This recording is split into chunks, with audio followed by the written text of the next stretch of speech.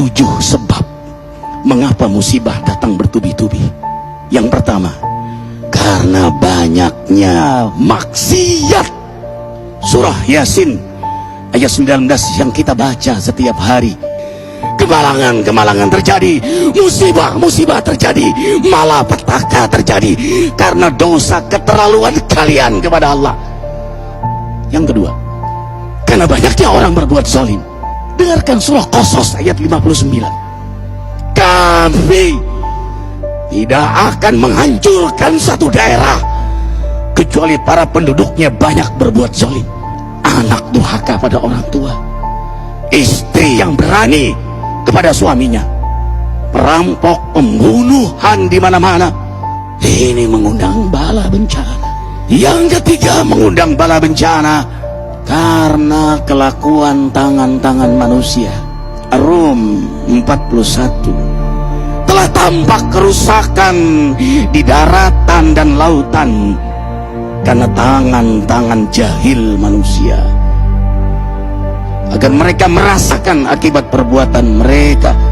Sebagian mereka merasakan akibat perbuatan mereka, agar mereka kembali kepada Allah.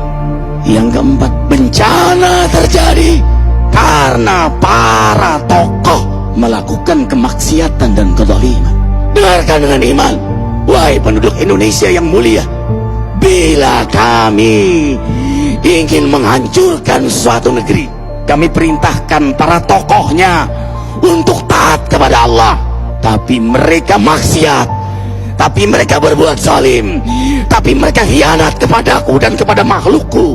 Fahaqa alaihil qaul, maka haklah untuk mereka datang bala bencana seperti kaum Ad, kaum Samud, kaum Lut, kaum Nuh. Kami hancurkan sehancur-hancurnya. Siapa tokoh itu? Para pemimpin kita yang sumpah Al-Quran di kepalanya, demi Allah tidak korupsi. Lalu korupsi. Siapa lagi? Hartawan, orang-orang kaya yang dengan harta berpoya-poya, sombong, maksiat dengan kekayaannya di tengah orang yang banyak menderita. Siapa lagi? Ulama yang menjual ayat-ayat Allah dengan murah. Subhanallah. Yang kelima, mengapa bala bencana terjadi? Karena orang-orang soleh, orang-orang baik diam melihat kemaksiatan dan kemungkaran. Surah Al-Anfal ayat 25. Takutlah kalian dengan musibah yang tidak hanya menimpa orang yang maksiat, orang yang berbuat zalim, tapi juga kalian orang-orang soleh.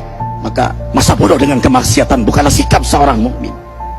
Amar ma'ruf nahi munkar adalah amal cerdas. Yang keenam, justru karena rahmat Allah, karena peringatan yang Allah hadirkan agar hadir mahkamah kesadaran kita.